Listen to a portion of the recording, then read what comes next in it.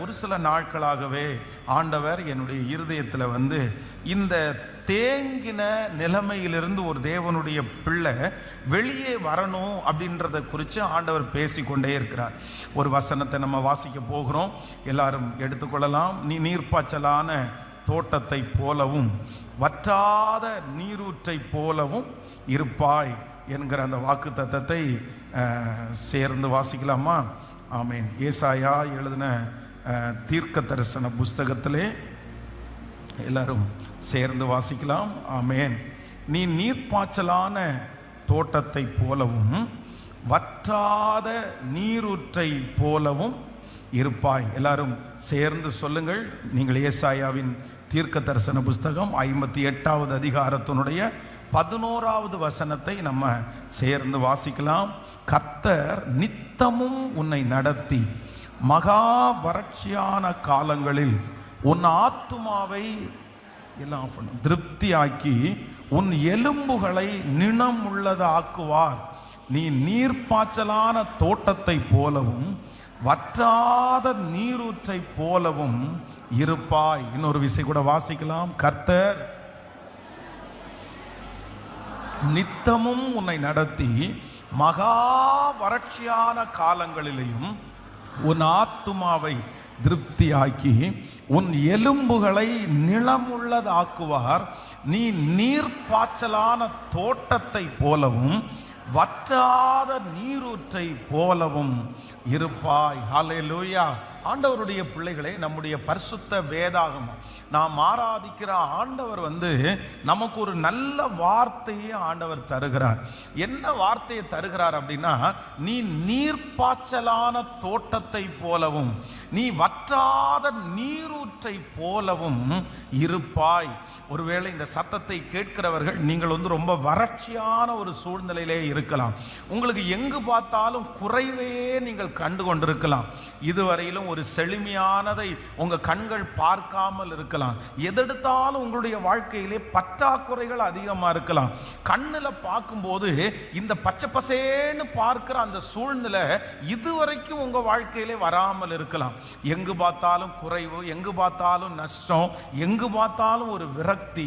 இப்படிப்பட்ட ஒரு சூழ்நிலையிலே ஒருவேளை நீங்க நிறைய பேர் நீங்கள் கடந்து வந்து கொண்டே இருக்கலாம். ஆனா ஆண்டவர் இன்றைக்கு நமக்கு தயவாய் கர்த்தர் வாக்கு கொடுக்கிறார். உங்களுடைய சூழ்நிலை மாறப்போகிறது.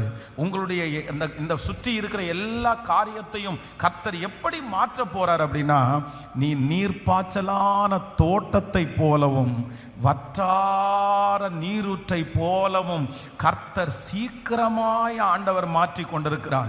இன்றைக்கு இந்த வார்த்தையை கேட்கும் போது உங்களுடைய நிலைமை ஒருவேளை ரொம்ப ட்ரையா இருக்கிறது மாதிரி ஒரு நிலைமையா இருக்கலாம். ஒரு வறட்சியான ஒரு சூழ்நிலை இருக்கலாம். ஆனால் ஆண்டவர் கிருபையாய் வாக்கு கொடுக்கிறார். இந்த ஆண்டு முடிகிறதற்குள்ளே இந்த சத்தத்தை கேட்கிற நிறைய பேருடைய வாழ்க்கை ஒரு நீர்ப்பாய்ச்சலான ஒரு தோட்டமாய் மாறப்போகிறது. ஒரு நீர்ப்பாய்ச்சலான தோட்டம் எந்த அளவிற்கு பசுமையா இருக்குமோ, நீர்ப்பாய்ச்சலான தோட்டம் எந்த அளவிற்கு ஒரு கான்பிடென்டா ஒரு நம்பிக்கை உள்ளதா இருக்குமோ, எப்படி ஒரு சந்தோஷம் உள்ளதா இருக்குமோ, அதே போல நம்ம எல்லாருடைய குடும்பத்தையும் வேலையையும் வருமானத்தையும் கர்த்தர் மாற்றுவேன் என்று வாக்கு கொடுக்கிறார். நம்புறவங்க கரங்களை மேல உயர்த்தி ஏசப்பாட்ட சொல்லுங்க, இந்த வார்த்தையை நான் நம்புறேன். அந்த ட்ரைனஸை கர்த்தர் இப்பொழுது மாற்ற போகிறார். அந்த விரக்தியினுடைய சூழ்நிலைகள் மாற போகிறது. ஒரு புதிய ஒரு செழிப்பை ஆண்டவர் தரப்போகிறார். வந்து கொண்டிருந்த நீரூற்று இடையிலே நின்று போன அந்த நீரூற்றை கர்த்தர் மறுபடியும் கர்த்தர் திறக்கிறார். கர்த்தர் உங்களுக்கு இனி ஒரு நீரூற்றை கர்த்தர் கட்டளையிடுவார். ஆமேன். ஆகாருக்கு ஆபிரகாம் கொடுத்த நீரூற்று வற்றி போனது. அந்த நீரூற்றினுடைய தண்ணீர் நின்று போயிற்று. ஆனால் ஆகாருக்கு கர்த்தர் ஒரு நீரூற்றை கர்த்தர் திறந்தார். அது இன்றைக்கு வரைக்கும் வற்றாத நீரூற்றாய் இருப்பது போல இந்த சத்தத்தை கேட்கிற அன்பு ஆண்டவருடைய பிள்ளைகளே, கர்த்தர் வெகு சீக்கிரத்திலே உங்களுடைய கண்ணீருக்கு ஒரு பதில் கொடுத்து ஒரு நீரூற்றை கர்த்தர் உங்களுக்கு தரப்போகிறார். ஒரு நீரூற்று உங்களுக்கு ஆரம்பமாக போகிறது. ஒரு புதிய தொழில் உங்க கையிலே வரப்போகிறது. ஒரு புதிய வருமானம் கர்த்தர் உங்க கரத்துல தரப்போகிறார். ஒரு புதிய அபிஷேகத்தினுடைய மகிமையை கர்த்தர் தரப்போகிறார். அது யார் தடுத்தாலும் வற்றாத ஒருவராலும் வற்றி போக பண்ணாத, எவ்வளவு எடுத்தாலும் வந்து கொண்டே இருக்கிற அளவிற்கு ஒரு நீர்ப்பாய்ச்சலான தோட்டத்தை கர்த்தர் நமக்கு தருவார் என்று நம்புறவங்க நல்ல கரங்களை தட்டி முழு பலத்தோடு சொல்லுங்க, அப்பா நீ விசுவாசித்தால் தேவனுடைய மகிமையை காண்பாய். இப்பொழுது இந்த வார்த்தை உச்சரிக்கப்பட்டு கொண்டிருக்கும் போதே அந்த நீரூற்று இயேசுவின் நாமத்தில் உம்முடைய பிள்ளைகளுக்கு திறப்பதாகப்பா. ஹல்லேலூயா, ஆமென். நீ நீர்ப்பாய்ச்சலான தோட்டத்தை போலவும் வற்றாத நீரூற்றை போலவும் இருப்பாய். கடந்த நாட்களிலிருந்து ஆண்டவர் இந்த வசனத்தை வைத்து ஒரு தேவனுடைய பிள்ளை அப்படின்றவங்க அவங்க சுவர் கட்டி வைக்கப்படக்கூடியவர்கள் அல்ல. ஒரு இடத்துல தேங்கி நிற்கிற குளத்தை போல இருக்கிறவங்க அல்ல. நம்முடைய வாழ்க்கையில கர்த்தர் நம்மளுக்கு கொடுக்கிற ஆசீர்வாதம் என்ன அப்படின்னா, நம்ம பொங்கி அப்படியே வழிஞ்சு, அப்படின்னா நிரம்பி வழிஞ்சு நம் மூலமாய் அநேகர் ஆசீர்வதிக்கப்படுவது ஆண்டவருடைய ஒரு பெரிய திட்டமா இருக்கு. நம்ம எல்லாருமே எப்படி இருக்கணும் அப்படின்னு சொன்னா, நான் அந்த ஃபாஸ்டிங் பிரேயர்ல இருந்து இந்த வார்த்தையை ஆண்டவர் பேசிக்கொண்டே இருக்கிறார். நம்ம முதல்ல நிரம்பணும். உங்களுடைய வீடு நிரம்பணும், உங்களுடைய மனசு நிரம்பணும், உங்களை சுற்றி இருக்கிற எல்லாம் நிரம்பி அதிலிருந்து என்ன பண்ணணும்னா அப்படியே வழிந்து ஓடணும். இதுதான் ஆண்டவருடைய ஆசீர்வாதம். சந்தோஷம் உங்களிடத்திலிருந்து நிரம்பி வழிஞ்சு இன்னொருத்தரை சந்தோஷப்படணும். ஆசீர்வாதம் உங்களுக்குள்ளே இருந்து நிறைஞ்சு அது இன்னொருத்தருக்கு பயனுள்ளதாய் மாறணும். அப்போ ஒவ்வொரு மேலும் ஆண்டவர் வைத்திருக்கிற திட்டம் என்ன அப்படின்னா, நம்ம ஒரு இடத்துல அடைஞ்சு கிடக்க வேண்டியவருடைய அந்த திட்டம் அல்ல. ஒரு இடத்துல உட்கார்ந்து யாருக்கும் தெரியாம மறைஞ்சிருந்து அப்படியே வாழ்ந்துட்டு போகிற திட்டம் அல்ல. நம்ம எல்லார் மேலையும் கர்த்தர் வைத்திருக்கிற திட்டம் பரவி பாய்கிற ஆறை போல கர்த்தர் பயன்படுத்த போறாரு. அதான் இந்த நதி போகும் இடமெல்லாம் இருக்கிற ஜீவராசிகள் பிழைக்கும் என்று வேதம் சொல்லுகிறது. இன்னைக்கு ஒருவேளை பிரசங்கம் பண்ணும்போது நீங்க சொல்லலாம், எனக்கே பத்தல்ல, எனக்கு இன்னும் நிரம்பல்ல, எவ்வளவு எடுத்தாலும் எனக்கு குறைவே வந்துட்டே இருக்குது, அப்படியே கொஞ்சம் ஊறுது உடனே நான் எடுத்து செலவு பண்ண வேண்டியதா இருக்குது, கொஞ்சம் வருது உடனே நான் எனக்கு ஏதோ ஒரு விதத்தில் அது கடந்து போகுது. அப்போ இதுவரையிலும் உங்களுடைய வாழ்க்கையிலே ஒரு திருப்தியான ஒரு அனுபவம் உங்களுக்கு இல்லாம இருக்கலாம். ஆவிக்குரிய வாழ்க்கையா இருக்கலாம், உலக பிரகாரமான அந்த சம்பாத்தியமா இருக்கலாம். எல்லாமே உங்களுடைய வாழ்க்கையிலே இருக்குது. போதுமான அளவு ஆண்டவர் நம்மளை குறை வைக்கல, ஆண்டவர் எனக்கு தந்திருக்கிறாரு.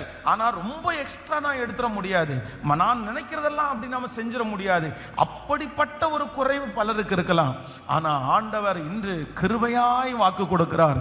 கர்த்தருடைய ஆசீர்வாதம்ன்றது என்ன அப்படின்னா, அப்படி அல்ல, பற்றாக்குறையா அல்ல. கர்த்தர் ஒரு இடத்துக்கு சாப்பாடு கொடுப்பாரானால் கூட கர்த்தர் 12 கூடை நிறைய மிச்சம் எடுக்கிறவர். கர்த்தர் சமாரியா ஸ்திரியை பார்த்து சொல்லுகிறார், நீ இந்த இடத்துல குடிக்கிற தண்ணீர் திரும்பி தாகம் உண்டாகும், ஆனா நான் கொடுக்கிற தண்ணீர் தாகம் உண்டாகாது. ஆண்டவர் எந்தெந்த இடத்துலெல்லாம் ஜனங்களை நடத்தி இருக்கிறார்களோ அங்கெல்லாம் ஆண்டவர் என்ன பண்ணியிருக்கிறார்னா, அவர்களை திருப்தியாக்கி கர்த்தர் மிச்சம் எடுக்கிறதற்கு கர்த்தர் உதவி செய்திருக்கிறார். அப்போ இன்றைக்கு ஒரு ஆண்டவருடைய பிள்ளை தன்னுடைய மனசுல என்ன நினைக்கணும்னா, நீங்களும் நானும் தேங்கி நிற்பதற்கு அழைக்கப்பட்டவர்களா அல்ல, தேங்கி கிடப்பதற்கு அழைக்கப்பட்டவர்கள் அல்ல. ஒரே ஒரு இடத்துல இல்லைன்னா ஒரே ஒரு ஆசீர்வாதத்தில் அப்படியே அமைதியா இருக்க அழைக்கப்பட்டவர்கள் அல்ல. நீங்களும் நானும் எப்படி ஆண்டவர் மாற்ற போறார்னா, நம்ம நிரம்பி வழியணும். நம்ம நிரம்பி வழியணும். உங்க பாத்திரம் நிரம்பி வழியணும். உங்க அபிஷேகம் நிரம்பி வழியணும். உங்களுக்கு கர்த்தர் கொடுத்திருக்கிற அனாயிண்டிங் அது நிரம்பி வழியணும். உங்களுடைய வருமானம் ஆண்டவர் நிரம்பி வழியணும். உங்களுடைய சந்தோஷம் நிரம்பி வழியணும். இதற்காக யார் விருப்பப்பட்டாலும், யார் அதை நோக்கி ஜெபிக்கிறார்களோ அவர்களுக்கு அப்படியே கர்த்தர் செய்ய போறாரு. சொல்லுங்க எல்லாரும், என்னை நிரம்பி வழிய பண்ணுகிறவர், என்னை நிரம்பி வழிய பண்ணுகிறவர். ஆமேன். இது கர்த்தருடைய பெரிய வார்த்தை.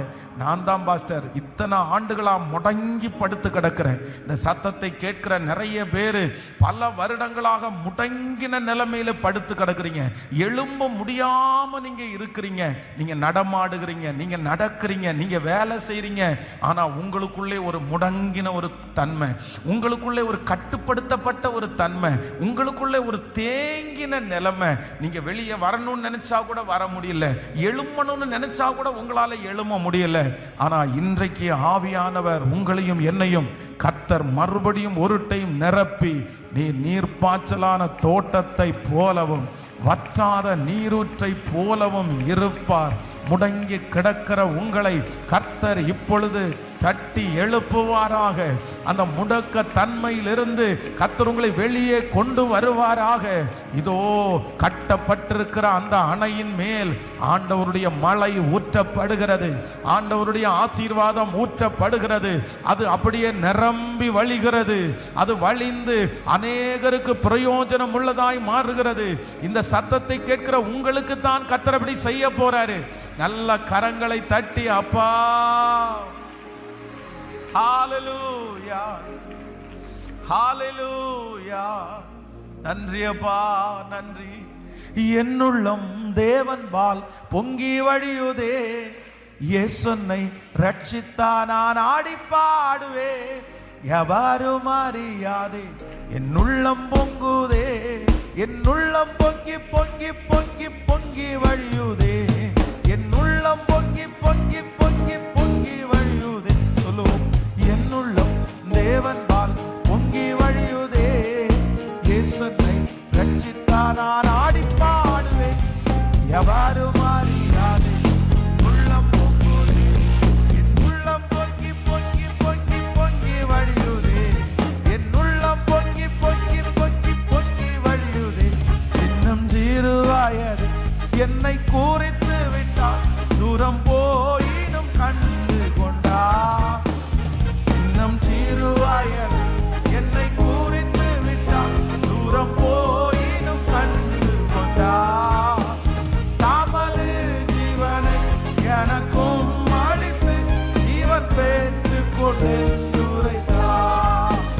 தாமது ஜீவனை எனக்கும் அளித்து ஜீவன் பெற்றுக் கொண்டு உரைத்தார். ஆனந்தமே பரமானந்தமே, இது மாபெரும் பாக்கியமே. ஆனந்தமே பரமானந்தமே, இது மாபெரும் பாக்கியமே. இந்த பாதரத்து சொந்தக்காரரவர், இந்த உள்ளத்தில் சொந்தமனா. இந்த பாதரத்து சொந்தக்காரரவர், இந்த உள்ளத்தில் சொந்தமனா. ஹalleluya. சோ கர்த்தராகிய ஆண்டவர் எப்பவுமே நம்ம தேங்கி நிற்கிறத விரும்புகிறவர் அல்ல, தேங்கி நிற்கிறத விரும்புகிறவர் அல்ல. நான் ஒரு 3 காரியத்தை இந்த தேங்கி கிடக்கிறதுனால வருகிற தீமைகளை குறித்து இன்னைக்கு ஒரு 3 காரியத்தை பேசி உங்களுக்காக நான் ஜெபித்து முடிக்க ஆசைப்படுகிறேன். பிசாசனுடைய ஒரு பெரிய தந்திரம் என்ன அப்படின்னு சொன்னா, இந்த தேக்கம் என்கிறதே பிசாசனுடைய ஒரு மிகப்பெரிய வஞ்சகம். ஒரு தேவனுடைய பிள்ளை முடங்கி போய் எப்பவுமே படுத்துறக்கூடாது, தேங்கி போய் எப்பொழுதுமே இருந்துடக்கூடாது. நீங்க பொதுவாக நீங்க பாருங்களேன், உங்களுடைய வீட்டிலையோ இல்லை எங்கேயோ ஒரு இடத்துல வழிந்தோடுகிற தண்ணீருக்கும் தேங்கின தண்ணீருக்கும் நிறைய வித்தியாசம் இருக்குது.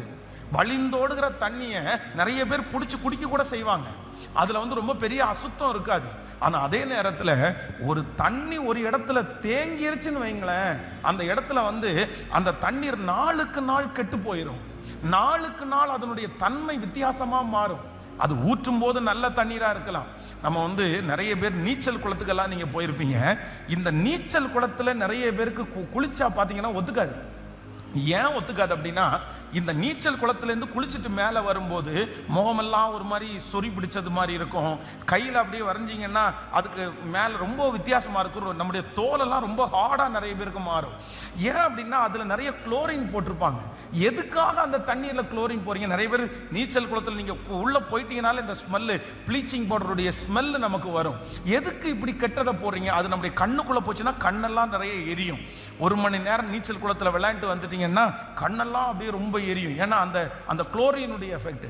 ஏன் அப்படின்னா அந்த தண்ணீர் வந்து ஒரு டைம் கட்டப்பட்டிருக்கிற தண்ணீர்லேருந்து குளிச்சுட்டு வெளியே வந்துட்டாங்கன்னா அந்த தண்ணீர் வந்து கெட்டு போயிடும். அதில் வந்து பூச்சி உண்டாகும். அதில் வந்து இந்த புழு மாதிரி ஒன்று உருவாகும். அப்போ இந்த குளோரின் போடும்போது அது எல்லாத்தையுமே அது கொன்று அந்த தண்ணி நமக்கு ஆரோக்கியம் உள்ள தண்ணி அல்ல. அந்த தண்ணி வந்து நல்ல கிளியராக இருக்குது பார்க்கறதுக்கு, ஆனால் கெடுதலான தண்ணியாய் மாறுகிறது.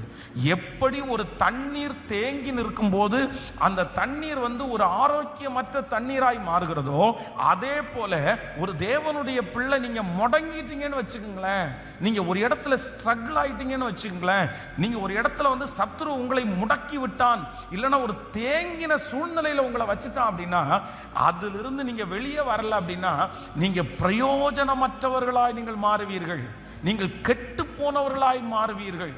தேக்கம் வந்து நம்முடைய வாழ்க்கையில் மிகப்பெரிய டேஞ்சர், மிகப்பெரிய டேஞ்சர்.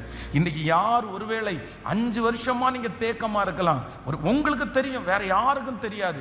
நீங்க அடைபட்டு கிடக்கிறது, நீங்க தேங்கின நிலைமையில இருக்கிறது வெளியே இருக்கிறவங்க கண்டுபிடிக்க முடியாது.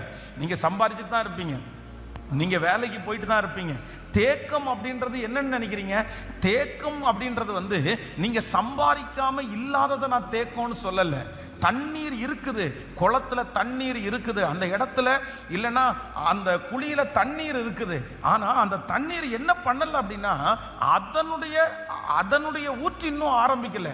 ஆனா அந்த தண்ணீர் வந்து தேங்கினது ஃபர்ஸ்ட் வந்து ஒரு ஊற்று ஆரம்பிச்சு அதுல தண்ணீர் வந்துச்சு. இப்ப அந்த ஊற்று வந்து கொண்டே இருந்தா அந்த தண்ணீர் ஊற்றப்படுகிற இடம் பத்தாம அது வெளியே வழிந்து ஓடணும். அதுதான் தேக்கமற்ற வாழ்க்கை. இப்போ நிறைய பேர் சம்பாதிக்கிறாங்க, நிறைய பேர் ஆவிக்குரிய வாழ்க்கையில் இருக்கிறாங்க. தேக்கம்ன்றது என்ன அப்படின்னா அந்த நிலைமையிலே இருக்கிறது தான் தேக்கம். ஆனா அதை விட்டு உங்களுடைய அழைப்பு ரொம்ப பெருசு. நீங்க தேங்கி கிடக்க வேண்டியவர்கள் அல்ல, நீங்க நிறைய பேருக்கு பிரயோஜனமாய் மாற வேண்டியவர்கள். ஆனா மற்றவருடைய கண்களுக்கு தெரியாவிட்டாலும் உங்களுக்கு தெரியும், உங்களுக்கு தெரியும். நீங்க வெகு சீக்கிரத்திலிருந்து எதிலிருந்து வெளியே வரணும் அப்படின்னா, ஆண்டவர் இந்த ஆண்டு முடிகிறதுக்குள்ளே கர்த்தர் உங்களை கிருபையாய் அந்த தேக்க நிலையிலிருந்து கர்த்தர் கொண்டு வருவாராக. உங்களிடத்துல இருக்கிறதுல பெஸ்ட்டை இந்த வருஷம் ஆண்டவர் வெளியே கொண்டு வர போகிறார். நீங்கள் எந்த காரியத்திற்காக அழைக்கப்பட்டீர்களோ, எந்த காரியத்திற்காக ஆண்டவர் உங்களை ரட்சித்தாரோ, அந்த நோக்கத்தை கர்த்தர் நிறைவேற்றுவதற்கு ஆசையாய் வந்திருக்கிறார். நீங்க சோர்ந்து போகாதீங்க, நீங்க மனம் தளராதீங்க. நான் நம்புறேன், உன்னதத்திலிருந்து பரத்திலிருந்து மழை இறங்குறது போல ஒரு ஆசீர்வாதத்தை கர்த்தர் இறங்க பண்ணுவார், ஒரு மகிமையை இறங்க பண்ணுவார். எப்படி ஒரு குளத்தின் மேல தண்ணீர் ஊற்ற ஊற்ற ஊற்ற மழை வர வர அந்த குளம் நிரம்பி வழிந்து அநேகருக்கு பிரயோஜனமாய் மாறுகிறதோ, அப்படியே நான் விசுவாசிக்கிறேன் ஆவியானுடைய ஒரு கிரியையை இந்த வருஷத்துக்குள்ள நீங்க பார்க்க போறீங்க. அந்த மழை உங்களுக்கு நேராய் கடந்து வர போகிறது, அந்த வருமானத்துக்கு நேராய் கடந்து வர போகிறது. அந்த மழை ஊற்றப்படும் போது இப்பொழுது உங்களுடைய குளங்கள் நிரம்பி வழிகிறதாய் மாற்றுகிற தேவன். ஹல்லேலூயா. நம்ம ஆராதிக்கிற தேவன் வந்து இந்த தேக்கத்தை ஆண்டவர் எப்பொழுதுமே விரும்ப மாட்டார். வேதத்தில் வந்து இந்த தேக்கமான சூழ்நிலையில கடந்து போன பல நபர்கள் இருக்கிறார்கள். நீங்க வேதத்தில் நீங்க வாசிக்கும் போது முதலாவதாக யாக்கோபை குறித்து நம்ம வாசிக்கலாம். யாக்கோபு என்ன பண்ணார்னா, தன்னுடைய வாழ்க்கையில வந்து பாத்தீங்கன்னா ஒரு தேங்கின நிலைமைக்கு நேராய் கடந்து போகிறார். நீங்கள் ஆதியாகமத்தில் அந்த வசனத்தை வாசிக்க முடியும். அவருடைய வாழ்க்கையில வந்து யோசேப்பு வந்து பீருண்டு போய்விட்டான், யோசேப்பு மரிச்சு போயிட்டான் அப்படின்னு சொல்லும்போது அவனுடைய பிள்ளைகள் அவனுக்கு ஆறுதல் சொல்ல வந்து நின்றும் அவன் ஆறுதலுக்கு இடம் கொடாமல் நீங்கள் ஆதியாகமம் 37ஆம் அதிகாரத்தினுடைய 35வது வசனத்தை வாசிக்க முடியும். ஆதியாகமம் 37ஆம் அதிகாரம் 35வது வசனம். அவனும் அவனுடைய குமாரர் குமாரத்திகள் எல்லாரும் அவனுக்கு ஆறுதல் சொல்ல வந்து நின்றார்கள். ஆனாலும் அவன் ஆறுதலுக்கு இடம் கொடாமல், நான் துக்கத்தோடே என் குமாரனத்திற்கு பாதாளத்திற்கு இறங்குவேன் என்றான். இவ்விதமாய் அவனுடைய தகப்பன் அவனுக்காக அழுது கொண்டிருந்தான். ஆண்டவருடைய பிள்ளைகளே, இந்த யாக்கோபு பார்த்தீங்கன்னா இந்த இடத்துல வந்து ரொம்ப தேங்கின ஒரு நிலைமைக்கு போயிட்டார். எதுக்காக போயிட்டார் அப்படின்னா, தன்னுடைய சின்ன பையனை அவர் ரொம்ப நேசிச்சார், ரொம்ப ரொம்ப விருப்பப்படுறார். அந்த பிள்ளைக்காக பல வர்ண அங்கேயே வாங்கி கொடுத்தார். அவன் மேல ஒரு தனி கரிசனை இருந்துச்சு. அவனுக்கு ஆண்டவரை குறித்து நிறைய சொல்லி கொடுத்தார். ஆனா திடீர்னு தன்னுடைய பிள்ளை தான் நினைச்சது நடக்கல, தான் டிசைன் பண்ணது மாதிரி நடக்கல. அவருடைய மனதுல தன்னுடைய பிள்ளைய குறித்து ஒரு நல்ல வரைபடம் இருந்துச்சு. தான் திட்டம் போட்டது நடக்காதுன்னு தெரிஞ்ச உடனே இப்போ இந்த யாக்கோபு எப்படி போயிட்டார் அப்படின்னு சொன்னா, ஒரு தேங்கின நிலைமைக்கு போயிட்டாரு. இன்னைக்கு நிறைய பேரு இன்னைக்கு தேங்கின நிலைமைக்கு போனதுக்கு காரணம் என்ன அப்படின்னா, அவங்க நினைச்சது மாதிரி வேலை அமையல, அவங்க நினைச்சது மாதிரி குடும்பம் அமையல, அவங்க நினைச்சது மாதிரி சூழ்நிலைகள் அமையல. விஷனோட தான் ஆரம்பிச்சாங்க. ஸ்கூல் படிக்கும்போது விஷனோட தான் இருந்தாங்க. காலேஜ் படிக்கும்போது ஒரு பெரிய நம்பிக்கையோட தான் இருந்தாங்க. கல்யாணத்திற்கு ஆரம்பிக்கும் போது ரெண்டு பேரும் ரொம்ப பெரிய பொருத்தனையோட தான் ஆரம்பிச்சாங்க. ஆனா சமீப காலமாய் தங்களுடைய மனசுல டிசைன் பண்ணது நடக்கலன்னு சொன்ன உடனே நிறைய பேர் எந்த நிலைமைக்கு போயிட்டாங்க அப்படின்னா, அப்படியே ஒரு தேக்கமான நிலைமைக்கு போயிட்டாங்க. நிறைய பேர் முடங்கி போயிட்டாங்க. அதான் நான் நினைச்சது மாதிரி அமையலையே, நான் நினைச்சது மாதிரி ஒரு மனைவி அமைஞ்சிருந்தா பரவாயில்ல, கணவன் அமைஞ்சிருந்தா பரவாயில்ல, ஒரு வேலை அமைஞ்சிருந்தா பரவாயில்ல, ஒரு சூழ்நிலை அமைஞ்சிருந்தா பரவாயில்ல, எனக்கு தான் நினைச்சது மாதிரி எதுவுமே நடக்கலையே, அப்ப நான் எப்படி? ஆனா உண்மையான அழைப்பு அப்படின்றது வந்து, நான் நினைச்சது மாதிரி நடந்தாலும் நடக்காவிட்டாலும் என் தேவன் என்னை நிரம்பி வழிய பண்ணுகிறவராயிருக்கிறார். நான் நம்புறேன் கர்த்தருடைய பிள்ளையே, நிச்சயமாய் நீங்கள் இந்த தேக்க நிலைமையிலிருந்து மாற முடியும். கர்த்தர் இந்த தேக்க நிலைமையிலிருந்து உங்களை வெளியே கொண்டு வருவார். யாரோ ஒருவர் இந்த சத்தத்தை கேட்கிறவர்கள் வந்து, பாஸ்டர் நீங்க சொல்றது 100க்கு 100 உண்மை, நான் அப்படிதான் நான் நினைச்சேன், ஆனா நான் நினைச்சது மாதிரி எதுவுமே நடக்காததுனால நான் ரொம்ப அடைபட்டுட்டேன், நான் ரொம்ப கட்டப்பட்டுட்டேன், என்னால வெளியே வரவே முடியல. ஆனா கர்த்தர் உங்களுக்கு கிருபையாய் வாக்கு கொடுக்கிறார். நீங்க நினைச்சது அது நடந்தாலும் நடக்காவிட்டாலும் கர்த்தர் உங்களை பயன்படுத்த போகிறது உறுதி. கர்த்தர் உங்க மேல வச்சிருக்கிற வெற்றி உறுதியானது. கர்த்தர் சொல்லுகிறார், இந்த முடங்கி இருக்கிற இந்த தன்மையை விட்டு நீ வெளியே வா என்று கர்த்தர் அழைக்கிறார். அந்த இடத்துல இருக்க வேண்டாம் என்று கர்த்தர் சொல்லுகிறார். கர்த்தர் சொல்லுகிறார், உங்களை குறித்து கர்த்தர் வைத்திருக்கிற திட்டம் அது சாதாரணமான திட்டம் அல்ல. கர்த்தர் சொல்லுகிறார், தூசியை உதறி விட்டு நீ எழுந்திரு, தூசியை உதறி விட்டு நீ எழுந்திரு. ஆமே, நீ தூசியை உதறி விட்டு எழுந்திரு. ஹல்லேலூயா, ஹல்லேலூயா. அப்போ எந்த சூழ்நிலை வந்து நம்ம ஏற்றது போல இல்லாட்டாலும், நம்ம எந்த நிலைமையில இருந்துடக்கூடாதுன்னா, உங்க பிசினஸோ உங்களுடைய குடும்பமோ உங்களுடைய வாழ்க்கையோ தேங்கின நிலைமைக்கு இருந்து விடவே கூடாது. வேதத்துல வந்து பெரிய சம்பாத்தியம் பண்ணவர் யார் அப்படின்னு சொன்னா, தாவீதனுடைய மகன் சாலோமோன். சாலோமோனுடைய நாட்களிலே வெள்ளி ஒரு பொருட்டாக எண்ணப்படல. சாலோமோனுடைய நாட்களிலே அவனுடைய அரண்மனைக்கு டன் கணக்காக தங்கங்கள் எல்லாம் வந்து குவிஞ்சிருச்சு. ஆனா அவனுடைய ராஜ்ய பாரத்தில் கடைசியில நஷ்டம் உண்டானது. காரணம் என்னன்னா, அந்த மனுஷன் பர்சனலா வந்து தேக்கமான நிலைமைக்கு போயிட்டாரு. வருமானம் எல்லாம் வந்துட்டு தான் இருந்துச்சு, தங்கம் எல்லாம் வந்து இறங்கிட்டு தான் இருந்துச்சு. ஆனா பர்சனலா அவர் என்ன பண்ணலைன்னா, ஒரு நிரம்பி வழிகிற ஒரு பாத்திரமா மாறல. இன்னைக்கு நிறைய பேர் இழந்ததற்கு காரணம் என்ன அப்படின்னா, வெளியில எல்லாம் வந்துட்டு தான் இருக்குது, வருமானம் எல்லாம் வந்துட்டு தான் இருக்குது, எல்லா பிளஸிங்கும் ஆசீர்வாதம் மேல ஆசீர்வாதம் வந்துட்டு இருக்குது. ஆனா பர்சனல் வாழ்க்கையில ஒரு நிரம்பி வழிகிற ஒரு அனுபவம் இல்லை. ஒன்னு நினைச்சுக்குங்க, நீங்க வந்து உங்களுடைய தனிப்பட்ட வாழ்க்கையிலையும் நீங்க எந்த அளவிற்கு பிசினஸ்ல நிரம்பி வழிகிறீங்களோ, எந்த அளவிற்கு உங்க வருமானத்துல நிரம்பி வழிகிறீங்களோ, அந்த அளவிற்கு நீங்க எங்க நிரம்பணும் அப்படின்னா, உங்களுக்குள்ள நீங்க நிரம்பி வழியணும். உங்களுடைய இருதயம் நிரம்பி வழியணும்.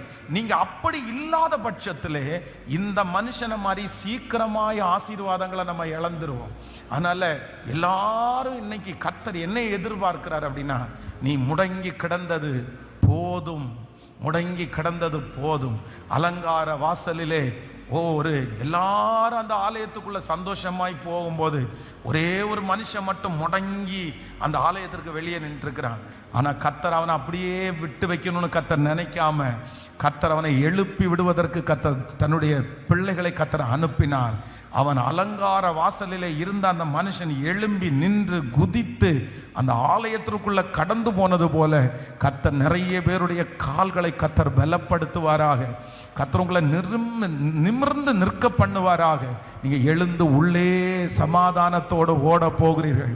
ஆமென், ஹல்லேலூயா, ஹல்லேலூயா. என்னுடைய முட தன்மையிலிருந்து என்னை இருக்கிறதற்கு விரும்பாத கர்த்தர் என்னை எழுப்ப விரும்புகிறார். நீங்க கொஞ்சம் இடம் கொடுத்தா போதும் சிஸ்டர், பிரதர், நீங்க கொஞ்சம் இடம் கொடுத்தா போதும். ஆண்டவருக்கு ரொம்ப விருப்பமா இருக்குது. நீங்க இப்படி கிடக்கிறது உலகத்தில் இருக்கிற நிறைய பேருக்கு விருப்பமா இருக்குது. நீங்க முடங்கி போய் கிடக்கிறத பார்த்து நிறைய பேர் சந்தோஷப்படுறாங்க. இவன் இப்படிதான் கிடக்கணும்னு நினைக்கிறாங்க. நீ எழும்புறத நிறைய பேர் விரும்பல. ஆனா ஆண்டவர் மட்டும் இன்றைக்கு இந்த இடத்துல கர்த்தருடைய வார்த்தை வருது. உன் பிள்ளை முடங்கி கிடக்கிறத கர்த்தர் விரும்பல. உங்க குடும்பம் முடங்கி கிடக்கிறத கர்த்தர் விரும்பல. உங்க வருமானங்கள் முடங்கி கிடக்கிறத கர்த்தர் விரும்பல. இதோ ஆண்டவர் சொல்லுகிறார், படுக்கையில கிடக்கிற அவனை எழும்ப பண்ணுகிற கர்த்தருடைய ஒரு மகிமை. எல்லாரும் கரங்களை தட்டி அந்த மகிமை இப்பொழுது எங்களை தொடுவதாக. சத்தமா இந்த செய்தியை கேட்டுட்டு இருக்கும்போது ஜபத்தோடு கூட ஏசப்பா, நீங்க அழைச்ச அழைப்பு இப்போ வெளிப்படட்டும். இப்போ ஆண்டவரே, உன்னதத்திலிருந்து அந்த மழை ஊற்றப்பட்டு ஹல்லேலூயா, அந்த முடங்கின காரியத்திலிருந்து ஒரு மாற்றம் இயேசுவின் நாமத்தில் உண்டாவதாக. ஹல்லேலூயா. சொல்லுங்க எல்லாரும், நான் பரவி போகிற ஆராய் மாறுவேன். சொல்லுங்க, நான் பரவி போகிற ஆராய் மாறுவேன். நீங்க போற இடத்துலெல்லாம் நன்மை நடக்கும். நீங்க ஒரு ஆறு, நீங்க ஒரு காற்றாட்டு வெள்ளம், நீங்க மடை திறக்கப்பட்ட தண்ணீர், நீங்க அடக்கி வைக்கப்பட்ட தண்ணீர் அல்ல, நீங்கள் மடை திறக்கப்பட்ட தண்ணீர். நீங்க பாய்ந்து ஓடும் போது அற்புதம் நடக்கும். ஜீவ ராசிகள் பிழைக்கும். கர்த்தர் உங்களை கொண்டு கர்த்தர் அநேகரை போஷிக்க போகிறார். உங்களை கொண்டு கர்த்தர் அநேகரை நடத்த போகிறார். உங்க பிள்ளை பரவி போகிற ஆறு, உங்க மக பரவி போகிற ஆறு, வாலிப தம்பி நீ பரவி போகிற ஆறு, தங்கச்சி நீ பரவி போகிற ஆளு. ஆமென். ஒரு இடத்துல கட்டப்பட்டு கிடக்கிறவன அல்ல, கட்டப்பட்டு கிடக்கிறவள அல்ல. நீங்கள் கர்த்தருக்கு தேவை, நீங்கள் கர்த்தருக்கு தேவை. கட்டப்பட்ட அந்த கழுதையை கர்த்தர் அவிழ்த்து வர சொன்னார் அல்லவா? அந்த கழுதை அவிழ்த்து வரப்பட வேண்டிய கழுதை, அந்த இடத்துல நிற்க வேண்டிய கழுதை அல்ல. கர்த்தர் உங்க மேலே என் மேலே அந்த அபிஷேகத்தை கர்த்தர் வைத்திருக்கிறார். உங்க சோர்வு சீக்கிரமா மாறும், உங்க பலவீனம் சீக்கிரமா மாறும். ஆண்டவர் நீங்க எழும்புறது மாதிரி ஒரு அற்புதத்தை கர்த்தர் சீக்கிரமா கர்த்தர் செய்ய போறாரு. கர்த்தர் உங்க கூட இருக்கிறார் பிரதர், சிஸ்டர். ஆண்டவர் உங்க கூட இருக்கிறாரு. ஆண்டவர் உங்களை கைவிடல. கர்த்தர் சொல்றார், இந்த சூழ்நிலை மாறும், இந்த வியாதியை கர்த்தர் சரி பண்ணுவார். ஆமென். இந்த சிச்சுவேஷனை கர்த்தர் உங்களுக்கு சாதகமா மாற்றுவார். நம்புறவங்க கரங்களை தட்டி இப்பவே அந்த அபிஷேகத்தினுடைய மகிமையை நான் உணர்றேன். ஆமென். இந்த சர்ச்சிலே அந்த மகிமை, கேட்டுக்கொண்டிருக்கிற இடத்திலே அந்த மகிமை. ஹல்லேலூயா, ஸ்தோத்திரம். அந்த பிசினஸ்ல ஆண்டவர் அந்த முடங்கு தன்மையை ஆண்டவர் மாற்றுறார். ஹல்லேலூயா. இந்த வருஷத்துல கர்த்தர் நம்மை பரவி பாய்கிற ஆராய் மாற்ற போறார். ஸோ ஒரு 3 காரியத்தை ஒரு தேவனுடைய பிள்ளை இந்த முடங்குற தன்மையிலிருந்து, முடக்கத்திலிருந்து நீங்க கண்டிப்பா வெளியே வரணும். இந்த நான் திரும்ப சொல்றேன், தேங்கின நிலைமை அப்படின்றது ஒன்றும் இல்லாத நிலைமை நினைச்சுக்காதீங்க, ட்ரை அப்படின்னு நினைச்சுக்காதீங்க. தேங்கின நிலைமைன்றது இருக்குது, ஆனா என்ன பண்ணலைன்னா நிரம்பி வழியல்ல. நான் சொல்றது உங்களுக்கு புரியுதா? பக்கத்துல கையை பிடிச்சி சொல்லுங்க, நீங்க தேங்கின நிலைமை என்கிறது ஒன்றும் இல்லாத நிலைமை அல்ல, நிரம்பி வழியாத தன்மை தான் தேங்கின நிலைமை. ஆமென். உங்களுக்கு வருமானம் இருக்கானா இருக்குது, நீங்க சாப்பிட முடியும்னா சாப்பிட முடியும், இன்னைக்கு ஊழியம் செஞ்சீங்கன்னா செஞ்சேன், இன்னைக்கு ஜெபம் பண்ணீங்கன்னா ஜெபம் பண்ணேன், எல்லாம் எப்படி இருக்குது? எப்படி இருக்குது? அப்படியே அழகா இருக்குது. ஒரு குடத்துல தண்ணி இருக்குன்னா அரைக்குடம் தண்ணி இருக்குன்னா அரைக்குடம் தண்ணி இருக்குது, அவ்வளவுதான். அது கேட்கல. ஒரு பானையில மாவு இருக்குன்னா கொஞ்சம் மாவு இருக்குது, கலையத்துல எண்ணெய் இருக்குன்னா ஆமா கொஞ்சம் எண்ணெய் இருக்குது. அந்த கொஞ்சம் எண்ணெய், அந்த கொஞ்சம் எண்ணெய் இருக்கிறது தேங்கின நிலைமை. ஆனா தேவனுடைய மனுஷன் என்ன சொல்றாருன்னா, அது கொஞ்சம் அப்படி இருக்கக்கூடாது. அந்த அந்த மாவு என்ன பண்ணணும்னா பெருகணும். அந்த எண்ணெய் ஊத்த ஊத்த ஊத்த நிரம்பி அடுத்த பானையில போகணும். அதுதான் பிளெஸிங். அதனால எனக்கு கர்த்தர் தந்திருக்கிறாரு அப்படின்னு நினைக்காதீங்க, அது தேங்கின நிலைமை. இது ரொம்ப டேஞ்சர். இதை சில 2 பேருடைய வாழ்க்கை வேதத்தில் இருக்கிற ஒரு 2 பேருடைய வாழ்க்கை இந்த தேங்கின நிலைமையினால அவங்க சந்திச்ச சில விஷயத்தை குறித்து நான் ரொம்ப ஆச்சரியமா இருந்துச்சு. 2 பேரும் ஒரே போல இருந்தார்கள். வேதத்தில் 2 பேரும் பெரிய ஆட்கள். ஒன்று எலியா, இன்னொன்று மோசே. இவங்க 2 பேரும் பார்த்தீங்க அப்படின்னா தங்களுடைய வாழ்க்கையிலே ஒரு தேக்கமான ஒரு நிலைமைக்கு கடந்து போனார்கள். இதனால இவர்களுக்கு வந்த விளைவுகளை குறித்து நம்ம வாசிக்க முடியும். முதலாவதாக ஆமென், ஒரு வசனத்தை வாசிக்கலாமே, நீங்கள் எடுத்துக்கொள்ளலாம். முதலாவதாக இந்த யாத்ராகமம் 3ஆம் அதிகாரத்தினுடைய 9வது 10வது வசனத்தை வாசிக்கலாமா? யாத்ராகமம் 3ஆம் அதிகாரம் 9வது 10வது வசனத்தை வாசிக்கலாம். இப்போதும் இஸ்ரவேல் புத்திரரின் கூக்குரல் என் சந்ததியில் எட்டினது. எகிப்தியர் அவர்களை ஒடுக்குகிற ஒடுக்குதலை கண்டேன். நீ இஸ்ரவேல் புத்திரராகிய என் ஜனத்தை எகிப்திலிருந்து அழைத்து வரும்படி உன்னை பார்வோனிடத்திற்கு அனுப்புவேன் வா என்றார். அப்பொழுது மோசே தேவனை நோக்கி, பார்வோனிடத்திற்கு போகவும் இஸ்ரவேல் புத்திரரை எகிப்திலிருந்து அழைத்து வரவும் நான் எம்மாத்திரம் என்றான். அதற்கு அவர், நான் உன்னோட கூட இருப்பேன். நீ என் ஜனத்தை எகிப்திலிருந்து அழைத்து வந்த பின் நீங்கள் இந்த மலையிலே தேவனுக்கு ஆராதனை செய்வீர்கள். நான் உன்னை அனுப்பினேன் என்பதற்கு இதுவே அடையாளம் என்றார். நல்லா கவனிச்சுக்குங்க ஆண்டவருடைய பிள்ளைகளே. இந்த மோசையை குறித்து வேதம் சொல்லுது, இவர் ஒரு தேங்கின நிலைமையிலே இருக்கிறார். அப்படின்னா இவன் ஆண்டவர் இந்த பிள்ளையை உருவாக்கும் போதே தரிசனத்தை ஆண்டவர் வச்சிருந்தார். பெரிய விஷன் அந்த பிள்ளை மேல இருந்துச்சு. அப்ப ஆண்டவர் எல்லா குழந்தைகளும் மரிக்கும் போது இந்த குழந்தையை ஆண்டவர் பத்திரப்படுத்தினார். இந்த குழந்தை பார்வோனுடைய அரண்மனையிலே வாழ்ந்துருச்சு. அநித்தியமான பாவ சந்தோஷங்களை விட்டு தேவனுடைய பிள்ளையோட எல்லாத்திலையும் ஓகே. ஆனா சூழ்நிலையின் நிமித்தமாக இப்ப எடுத்து எத்ரோ அப்படின்ற ஒருத்தருடைய வீட்டில் இவர் சேர்ந்துட்டார். ஆனா அங்க நல்லா தான் இருக்கிறார். ஏன்னா சுத்தி பாத்தீங்க அப்படின்னா தனக்கு அங்கேயே ஒரு பொண்ணை எத்ரோ தன்னுடைய மூத்த பிள்ளைய மோசைக்கு கல்யாணம் பண்ணி கொடுத்துட்டாரு. அங்க நிறைய கொழுந்தியா, நம்ம ஊர் பாஷையின்படி கொழுந்தியான்னு சொல்லுவாங்கல்ல, அப்படின்னா மனைவியினுடைய தங்கச்சி. அங்க இருக்கிறது எல்லாமே பெண் பிள்ளைகள் தான். எப்பவுமே அந்த பெண் பிள்ளைகள் 4 பேர் இருக்கும்போது அந்த வீட்டில் ஒரே ஒருத்தர் மருமகனா இருக்கும்போது அண்டர்ஸ்டாண்டிங்கா இருந்தாங்க அப்படின்னு சொன்னா ரொம்ப சந்தோஷமா இருக்கும். அதுவும் மோசையை அவர்கள் என்னவா நினைச்சிட்டு இருக்காங்கன்னா, இவர் ரொம்ப பெரிய இடத்து பையன், இவர் பெரிய இடத்துல வாழ்ந்தவர். மோசே தன்னுடைய கதையெல்லாம் சொல்லியிருப்பாரு. ஃபர்ஸ்ட் மோசே எத்ரோவனுடைய பிள்ளைகளை சந்திக்கும் போதே எப்படிதான் சந்திக்கிறாருன்னா ஹீரோவா தான் சந்திக்கிறாரு. ஏன்னா அங்க இருக்கிற நிறைய பேர் ஆடுகளுக்கு தண்ணீர் விடும்போது இந்த பிள்ளைங்களா இருக்கிறனால இவங்களை தடுத்து நிறுத்துறாங்க. எத்ரோவுக்கு இருக்கிறதெல்லாம் பொம்பளை பிள்ளைங்க. அதனால இந்த பிள்ளைங்க ரொம்ப தூரத்தில் நிற்கும் போது இவன் அவங்களெல்லாம் தடுத்து இந்த பிள்ளைகளுக்கு ஆடுக்கு தண்ணீர் கொடுக்கும்போது இவர் ஒரு பெரிய ஹீரோயிசத்தில் தான் உள்ள வராரு. அப்போ எல்லாருக்கும் பிள்ளைகளுக்கும் அவர் ரொம்ப பிடிக்கும். அப்போ ஒரு சந்தோஷமான ஒரு சமாதானமான ஒரு நல்ல குடும்பத்தோட ஒரு செட்டில் ஆகி டெய்லி சாப்பிட்டு டெய்லி தூங்கி அப்படியே வாழ்றது மாதிரி ஒரு வாழ்க்கை.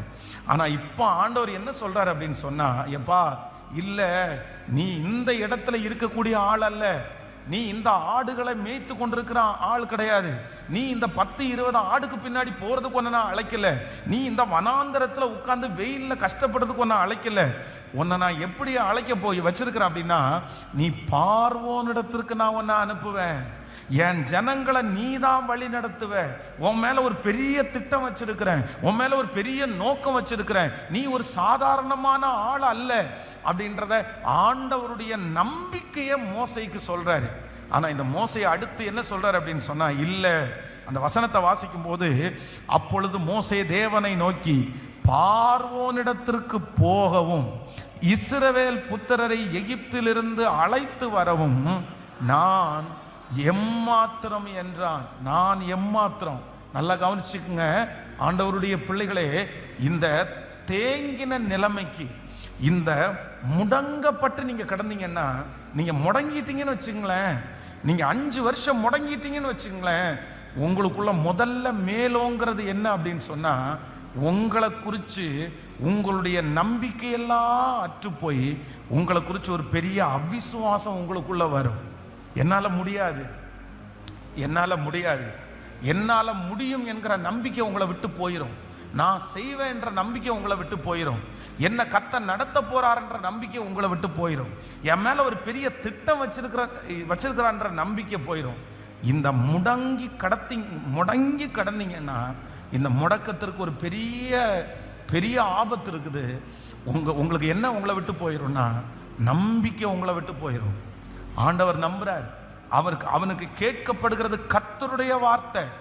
ஆண்டவர் தான் சொல்றாரு, உன்னை நான் அனுப்புவேன், வாப்பா, நான் உன்னை அனுப்புறேன், பார்வோனிடத்திற்கு நான் உன்னை அனுப்புவேன், நீ அந்த ஜனங்களை அழைத்து கொண்டு போவேன். உடனே இந்த மனுஷன் என்ன கேட்கிறார் அப்படின்னா, நான் எம்மாத்திரம், நான் எம்மாத்திரம், எனக்கு நம்பிக்கை இல்லை, நான் வாழ்வேன்ற நம்பிக்கை எனக்கு இல்லை, நான் திரும்ப நிற்பேன்ற நம்பிக்கை எனக்கு இல்லை. நீங்க இன்றைக்கே ஜெபிக்க ஆரம்பிங்கள். ஆண்டவரே, என்னை பரவி போகிற ஆராய் கர்த்தர் என்னை மாற்றுவாராக. என்ன பிரச்சனையில வேணாலும் நீங்க இருக்கலாம், எவ்வளோ பெரிய சூழ்நிலையில வேணாலும் இருக்கலாம். ஆனா நீங்க எதுக்கு போகக்கூடாது அப்படின்னு சொன்னா, ஆமேன், முடங்குற அளவிற்கு உங்க வாழ்க்கை என்ன பண்ணிடக்கூடாதுன்னா, ஆமேன். எத்தனை பேர் ஆமோதிக்கிறீர்கள்? தாவீதை குறித்து வேதத்தில் வாசிக்கும் போது, அந்த குழந்தைக்காக 7 நாட்கள் உபவாசம் இருந்து ஜெபம் பண்றாரு. ஆனா இப்ப அந்த குழந்தை செத்து போயிருச்சு. அந்த குழந்தை செத்து போயிருச்சுன்ற செய்தியை கேட்ட உடனே வேதம் சொல்லுகிறது, அவன் அந்த இடத்திலிருந்து எழும்பி குளிச்சு அவன் ட்ரெஸ்ஸை மாத்திட்டு ஆகாரம் புசித்து தன்னுடைய வேலைக்கு கடந்து போனான். ஏன் அப்படின்னு சொன்னா, நான் இனி பிள்ளை என்னிடத்திற்கு போவேனே அல்லாமல் பிள்ளை என்னிடத்திற்கு வராது. அந்த மரணம் அந்த மனுஷனை முடங்க பண்ணல. அந்த மரணம் அவனை ஒரு தேங்கின நிலைமைக்கு வைக்கல. இந்த ஜபத்தில் இருக்கிற யாரோ ஒருத்தர் ஒருவேளை உங்களுக்கு நேசித்தவர்களை நீங்க இழந்திருக்கலாம். என் கணவனார் இறந்துட்டாரு, நான் நம்பினவங்க என்னை விட்டு போயிட்டாங்க, அதையே நினைச்சு நினைச்சு நினைச்சு நீங்க வருத்தப்பட்டுட்டு இருக்கலாம். அவர் இல்லாத வாழ்க்கை நான் என்ன வாழ போறேன், அவர் இல்லாத காரியத்தை நான் என்ன செய்ய போறேன், அந்த மனுஷி இல்லாத காரியத்தை நான் என்ன செய்ய போறேன், நான் நம்பினவர்களே போயிட்டாங்கல்ல, இவங்களே போயாச்சுல்ல, நான் இனி என்ன பண்ண போறேன். ஆனா ஆண்டவர் இன்னைக்கு வாக்கு கொடுக்கிறார், இல்ல இல்ல, கர்த்தர் யார் உங்களை விட்டு போனாலும், யார் உங்களை விட்டு போனாலும், இஸ்ரவேலின் ஜெயபலமான கர்த்தர் உங்களோடு கூட இருக்கிறார். கணவனார் போனாலும் கர்த்தர் உங்களோடு கூட இருக்கிறார். நண்பர்கள் போனாலும் ஆண்டவர் உங்களோடு கூட இருக்கிறார். உங்களை நேசித்தவர்கள், உருவாக்கினவர்கள், தட்டி கொடுத்தவர்கள் யார் போனாலும் இஸ்ரவேலின் தேவனாகிய கர்த்தர் உங்களை விட்டு விலகவும் இல்லை, கர்த்தர் உங்களை கைவிடவும் இல்லை. ஆண்டவர் உங்களோடு இருக்கிறார், ஆண்டவர் உங்களோடு கூட இருக்கிறார். அதனால எந்த விதத்துல முடங்கி கிடந்தாலும், இந்த வருடம் எந்த வருடம் அப்படின்னு சொன்னா, பரவி பாய்கிற ஆர் போல. ஹல்லேலூயா, ஹல்லேலூயா. நம்பிக்கை இல்லாத ஒவ்வொரு பிள்ளைகளுக்கும் ஏசப்பா இன்னைக்கு நம்பிக்கை கொடுக்கிறாரு. இல்ல மகளே, இல்ல மகளே, நான் உன்னை அனுப்புவேன், வா, நான் உன்னை எடுப்பேன், வா, நான் உன்னை கொண்டு ராஜ்யத்தை கட்டுவேன், நீ வா, நீ நிறைய பேருக்கு பிரயோஜனம் உள்ளவர்களாய் மாறுவாய், நீ வா. கர்த்தர் இந்த சத்தத்தை நிறைய பேரை பார்த்து கர்த்தர் கூப்பிடுறாரு, நீ வா, ஆண்டவர் சொல்றாரு, நீ எழும்பும் அப்படி ஆண்டவர் சொல்றாரு.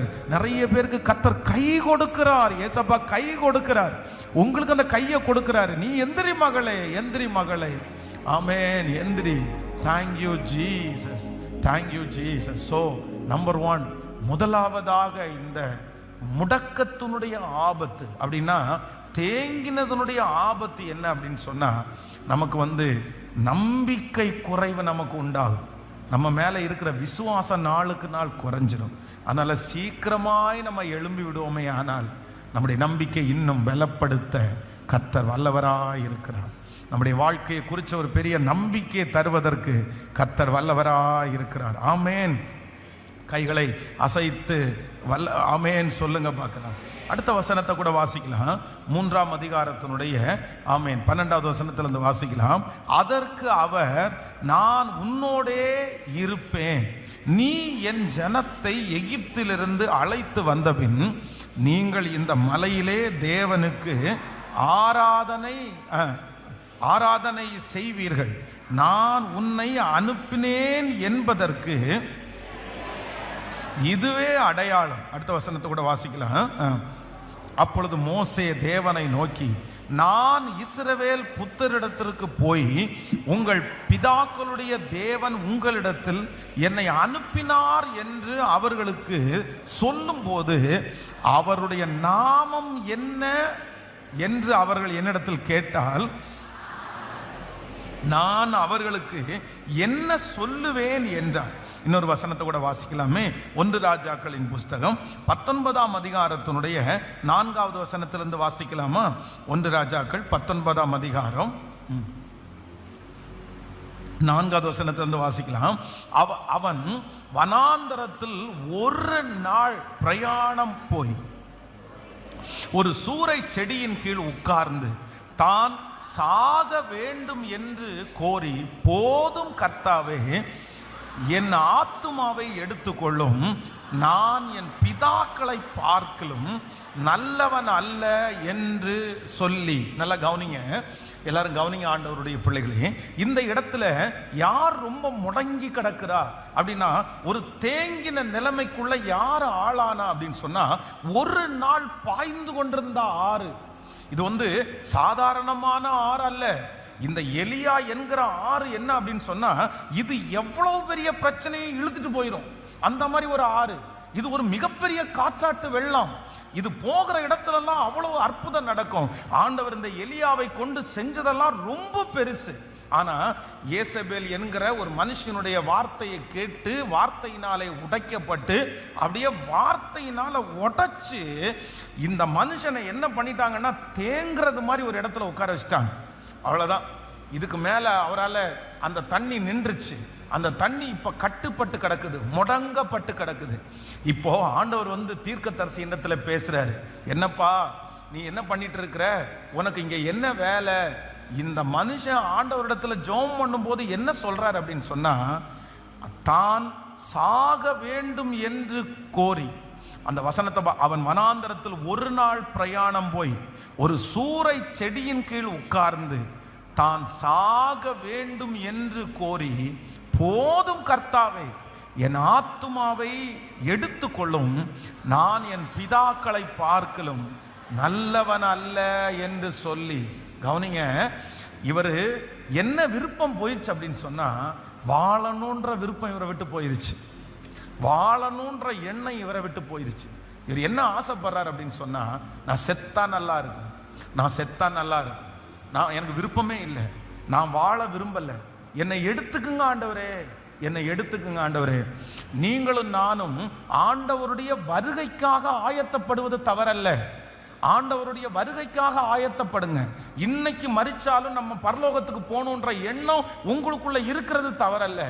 ஆனா நீங்க என்ன நினைக்க கூடாதுன்னா, நான் உயிரோடவே இருக்கக்கூடாது, நான் செத்துறணும்னு நினைக்கிறது ரொம்ப தவறு.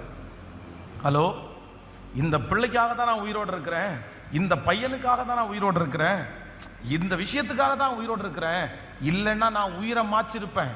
இந்த பிள்ளை மட்டும் இல்லைன்னா நான் செத்திருப்பேன், இந்த அம்மா அப்பா மட்டும் இல்லைன்னா நான் செத்திருப்பேன். அப்போ இந்த உலகத்துல உங்களுக்கு நிறைய பேருக்கு வாழ்றதற்கு விருப்பம் இல்லை. இந்த தீர்க்கதரிசிக்கு வாழ்றதற்கு விருப்பம் இல்லாததற்கு காரணம் என்ன அப்படின்னா, அப்படியே ஒரு நாள் பிரகாசித்த மனுஷன் இப்ப என்ன ஆயிட்டாருன்னா, ஒரு தேங்கின ஒரு சூழ்நிலையில வந்துட்டாரு. தேங்கி கிடக்கக்கூடாது. நம்முடைய தேக்கத்திலிருந்து சீக்கிரமா நம்ம வெளியே வரணும். அதற்காக நம்ம ஜெபிக்கணும். நம்ம முடங்கி கிடக்கக்கூடாது. நீங்க ரொம்ப முடங்கிட்டீங்கன்னா, நம்பர் 2, இரண்டாவது உங்களுக்கு வருகிற பெரிய ஆபத்து என்னன்னா, உங்களுக்கு இந்த உலகத்தின் மேலே இருக்கிற பிடிப்பு போய், உங்கள் வாழ்க்கையின் பேரில் இருக்கிற பற்றுதல் போய், நீங்கள் வாழணும்னு நினைக்கிறத விட நிறைய பேர் எப்படி நினைப்பீங்கன்னா சாகணும்னு நினைப்பீங்க. ரொம்ப தவறான ஒன்று என்னன்னா, நான் சாகணும்னு நினைக்கிறது தவறு. நான் என்ன பண்ணணும் அப்படின்னா, நான் வாழணும்னு நினைக்கிறது தான் சரி. ஹல்லேலூயா. எத்தனை பேர் ஆமோதிக்கிறீர்கள்? கிறிஸ்து நமக்கு ஜீவன், சாவு நமக்கு ஆதாயம். பரலோகத்தில் நமக்கு போய் பெரிய ஆசீர்வாதம் இருக்குது. எப்போ அதை பார்ப்போம்னு ஆசைப்படுறோம். இங்கத்தை விட அங்கே துக்கம் இல்லாத நாடு, எல்லாம் ஓகே தான்.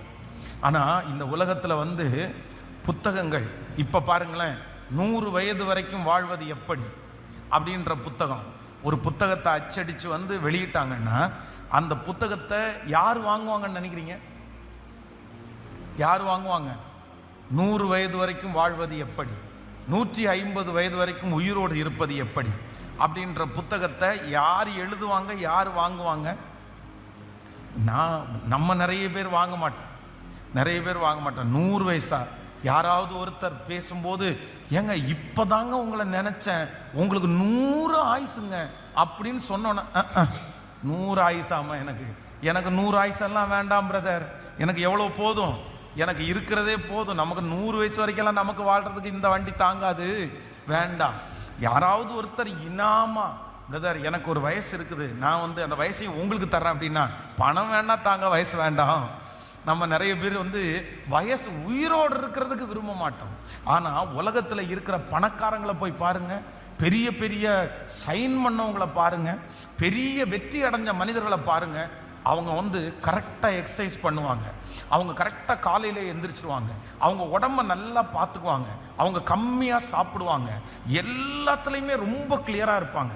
அவங்க உடம்பை பார்க்குறதுல அவங்க ரொம்ப கவனமாக இருப்பாங்க. ஏன் அப்படின்னு சொன்னால், அவங்க என்ன, அவங்களுடைய வேல்யூ அவங்களுக்கு தெரியும், அவங்களுடைய மதிப்பு எவ்வளோ பெருசுன்னு அவங்களுக்கு தெரிஞ்சு அவங்க வாழணும்னு நினைக்கிறாங்க. ஏதாவது ஒரு பழத்தை காமிச்சு, இந்த பழத்தை மட்டும் 10 மாதம் சாப்பிட்டீங்கன்னா சார் உங்களுக்கு ரொம்ப உடம்பு நல்லா நீங்கள் இன்னும் 2 வருஷம் எக்ஸ்ட்ரா வாழ்வீங்கன்னா, கூடப்பா நீ எத்தனை ரூபானாலும் பரவாயில்லன்னு வாங்குவாங்க. அவங்க தான் 100 வயசு வாழ்வது எப்படின்ற புத்தகத்தை படிப்பாங்க. காரணம் என்னன்னா, அவங்க லீடர், அவங்க வெற்றி அடைந்தவர்கள், அவங்க வெற்றியாளர்களாக இருக்கிறார்கள். ஆனால் தேங்கின ஒரு மனுஷனுக்கு என்ன எண்ணம் தான் வரும் அப்படின்னு சொன்னால், மரணம் தான் முன்னாடி நிற்கும், சாவு தான் முன்னாடி நிற்கும். எதுக்கெடுத்தாலும் நான் சாகுறேன், எதுக்கெடுத்தாலும் நான் செத்து போகிறேன், எதுக்கெடுத்தாலும் நான் எதுக்கு உயிரோடு இருக்கணும், நான் எதுக்கு உங்கள் மத்தியில் இந்த மாதிரி சின்ன பின்னமாக இருக்கணும், என்னது இது? அப்போ நீங்கள் இன்னும் என்ன பண்ணலை அப்படின்னா, பரவி போகிற ஆராய் நீங்கள் மாறவே இல்லை. ஹல்லேலூயா, ஆமென். இயேசுவுக்காக மரிக்கிறது ரொம்ப ஈஸி, இயேசுவுக்காக வாழ்கிறது கேட்கல. துப்பாக்கி முன்னாடி வச்சுட்டு இயேசுவை மறுதளிக்கிறியான்னா, ஆமாயா மறுதளிக்க முடியாதியானா, சுட்ட உடனே 1 நிமிஷத்தில் பொஸ்க்குன்னு போயிடலாம், அவ்வளோதான், வேலை முடிஞ்சிருச்சு. ஆனால் இயேசுவுக்காக வாழ்கிறது அப்படின்றது பெரிய ப்ராசஸ், பெரிய ப்ராசஸ்.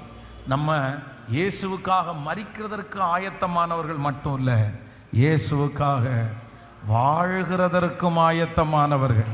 கர்த்தருக்காக வாழ்கிறவர்களை துன்பத்தை சகித்து, போராட்டத்தை சகித்து, கர்த்தர் என்னை உயிரோடு வைத்திருக்கிற வரைக்கும் கர்த்தருக்கு சாட்சியாய் நான் வாழ்வேன், ஆண்டவருக்கு உண்மையா நான் வாழ்வேன். அதனால எல்லாரும் உங்களுக்கு ஆண்டவர் என்ன கொடுக்கணும்னா, தீர்க்காயுச ஆண்டவர் தரணும். நீங்க நல்லா தீர்க்காயுசோட வாழணும். ஆமே. நான் ரொம்ப ஆசைப்பட்டு ஜெபம் பண்றது என்னன்னா, ஒருத்தரையாவது நான் 100 இயர்ஸில் அடக்கம் பண்ணணும். 100 வயசில் ஒரு தகப்பனாருக்காக ஜெபம் பண்ணிட்டே இருந்தேன். எப்படியாவது அவர் ஒரு 96 வரைக்கும் பக்கத்தில் வந்துட்டார், 96 வரைக்கும் வந்துட்டாங்க. அப்போ ஜெபம், ஆண்டவரே இந்த மனுஷனாவது ஒரு 100 வயசு வாழ்ந்தா நல்லா இருக்குமே. நான் தான் நான் அந்த டைம் மீட்டிங் போயிட்டேன். அவர் 96 வயசு, 96 வயசில் அவங்க இறந்தாங்க. ஆனால் இப்போ எனக்கு ஒரு ஆசை இருக்குது. எத்தனை வயசுனா, நீங்கள் இருக்கிற தகப்பன் தாய் நிறைய பேர் எத்தனை வயசில் 100 இயர்ஸ், 100 வயது உங்களுக்கு பிறந்த நாளை கொண்டாடிட்டு, ஆமென், அதுக்கப்புறம் தேவனுடைய ராஜ்யத்திற்கு போகலாம். அப்போ நீங்கள் 100 வயதில் வாழும்போது துக்கத்தோடு அல்ல, போகும்போதெல்லாம் ஒரே ஜெப குறிப்பு, என்னை எடுத்துக்கிறதுக்கு ஜெபம் பண்ணுங்க பாஸ்டர் அப்படின்னு நம்ம அந்த ஜெப குறிப்பை கேட்கக்கூடாது. இன்னைக்கு 80 வயசுக்கு மேலே ஆன ஆட்கள் எல்லாம் பார்க்க ஜெபம் பண்ணுறதுக்கு போனால் உங்களுக்கு என்னம்மா ஜெபம் பண்ணணும்னு கேட்டால், இனி என்னத்த பாஸ்டர், பிள்ளைகளுக்கு கல்யாணம் பண்ணி வச்சேன், பேர பிள்ளைகளை பார்த்தேன், பேர பிள்ளைகளுக்கு கல்யாணம் பார்த்தாச்சு, இனி எனக்கு என்ன இருக்குது, இனி எங்கே போகணும்? அது எப்படி நீங்கள் சொல்லலாம்? அப்படியெல்லாம் கிடையாது. இனி என்னத்துக்கு அப்படின்னு எல்லாம் கேட்கக்கூடாது. அதான் யானை செத்தாலும் 1000 பொண்ணு உயிரோடு இருந்தாலும், அதனால நீங்கள் உயிரோடு இருக்கும் நாளெல்லாம் அது எல்லாருக்கும் ஆசீர்வாதம், உங்கள் குடும்பத்திற்கு ஆசீர்வாதம், இந்த பட்டணத்திற்கு ஆசீர்வாதம், தேசத்திற்கு ஆசீர்வாதம், சபைக்கு ஆசீர்வாதம். நீங்க இருக்கிறது ஒரு மிகப்பெரிய ஆசீர்வாதம், ஒரு பெரிய துணை. ஹல்லேலூயா. ஆண்டவர் என்னை சாவதற்காக அல்ல, வாழ்கிறதற்காக. சொல்லுங்க ஹல்லேலூயா. கைகளை உயர்த்தி இனி வாழ்ந்து காட்டுவேன். சொல்லுங்க எல்லாரும், இனி வாழ்ந்து காட்டுவேன். எல்லாரும் சொல்லுங்க, இனி வாழ்ந்து காட்டுவேன். சொல்லுங்க, ஆண்டவரே எனக்கு தீர்க்க ஆயுச தாங்கப்பா, எனக்கு தீர்க்க ஆயுச தாங்கப்பா. நல்ல சத்தமாய் தீர்க்க ஆயுஸ். ஆமென். தீர்க்க ஆயுஸ். ஹல்லேலூயா. எனக்கு கடந்த 2 நாளைக்கு முன்னாடி ஒரு பெரிய சந்தோஷம் எனக்கு. ஏன்னா நான் இதுவரைக்கும் நான் என்ன டேட்ல பிறந்தேன், என்ன இயர்ல பிறந்தேன்னு யாருக்குமே தெரியாது. எங்க அம்மாட்ட ஒரு டைம் கேட்டேன், இந்த மாதிரி எனக்கு சர்டிஃபிகேட் கேட்குறாங்க. இந்த ஒரு 15 வருஷத்துக்கு முன்னாடி ஆதார் கார்டுன்னு ஒன்று எடுக்க வேண்டியது இருக்குது, எனக்கு கொஞ்சம் நீங்கள் எப்போ, எனக்கு இப்போ என்ன, நான் எப்போ பிறந்தேன், சர்டிஃபிகேட் எதுவும் இல்லை அப்படின்னு கேட்டால், எங்கள் அம்மா 84 83ன்னு நினைக்கிறேன், எனக்கு சரியாக ஞாபகம் இல்லைப்பா, மறந்து போயிருச்சு. சரி, ஹாஸ்பிட்டலில் தானே நீங்கள் என்னை பிறந்திருப்பீங்க, நான் என்னை பெற்றெடுத்திருப்பீங்க, அந்த ஹாஸ்பிட்டலில் இருக்குன்னு கேட்டால், ஒன்றை நான் எங்கள் ஹாஸ்பிட்டலில் பெற்றெடுத்தேன். வீட்டில் மண்ணு தர மேலே தான், சாணி தர மேலே தான் நீ பிறந்த, நான் வீட்டிலே தான் பிறந்திருக்கிறேன். அதுக்கப்புறம் ஹாஸ்பிட்டல் போலியான்னு கேட்டால், அதுக்கப்புறம் 5 நாள் தாண்டி கட்டுப்பாடு பண்ணுறதுக்கு போனேன், நான் தான் கடைசி பிள்ளை. அதுக்கப்புறம் ஃபேமிலி பிளானிங் பண்ணிட்டாங்க, அந்த துண்டெல்லாம் இல்லை அப்படின்னாங்க. சரி, நானும் இங்கே ஒருத்தரை பிடிச்சி நானாக ஒரு டேட்டை ஃபிக்ஸ் பண்ணிட்டேன்.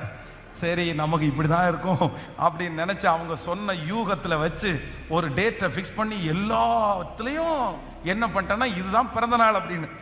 எல்லாருக்கும், ஊருக்கே நிறைய பேருக்கு அந்த பிறந்த நாள் தான் தெரியும், கல்யாணத்துலேயும் அந்த பிறந்த நாள் தான் கொடுத்தேன். இப்போ திடீர்னு சமீபத்தில் ஒரு சர்டிஃபிகேட் வேணும்னு எங்கள் ஃபேமிலிக்கு ஃபோன் பண்ணி, அம்மாவுக்கு இந்த மாதிரி இருக்குது, ஏதாவது எனக்கு பர்த் சர்டிஃபிகேட் வாங்கி தரதுக்கு ஏதாவது வாய்ப்பு இருக்கா அப்படின்னு கேட்கும்போது, 45 வருஷத்துக்கு முன்னாடி, ஆமாம் 42 வருஷத்துக்கு முன்னாடி ஒரு துண்டு சீட்டு இப்போ கையில் கிடச்சிருக்குது. அது எந்த துண்டு சீட்டுன்னா, நான் பிறந்து வீட்டில் பிறந்ததுக்கு 5 நாள் தாண்டி இனி இந்த மனுஷனோட குழந்தை பெற்றுக்க கூடாதுன்னு எங்கள் அம்மா முடிவெடுத்து ஃபேமிலி பிளானிங் பண்ணுறதுக்கு ஹாஸ்பிட்டலுக்கு போகும்போது அவங்க ஒரு சீட் எழுதி கொடுத்துருக்காங்க, அவங்களுக்கு ஃபேமிலி பிளானிங் பண்ணது இன்னைக்கு அப்படின்னு. அந்த சீட்டை எனக்கு அனுப்புனாங்க. அதில் எழுதி இருக்குது, பென்ஸ்ன்றவர் பிறந்தது இந்த நாள் அப்படின்னு எழுதியிருக்கு.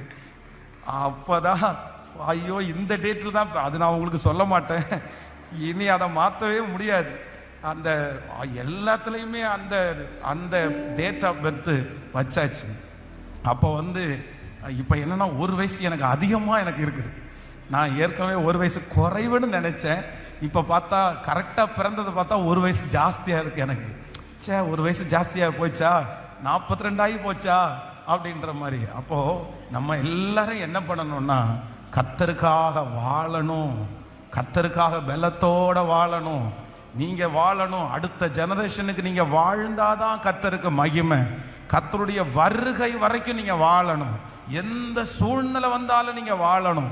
ஒரு தேவனுடைய பிள்ளைக்கு சாவேன்ற அந்த எண்ணம் மனசுக்குள்ள வரவே கூடாது.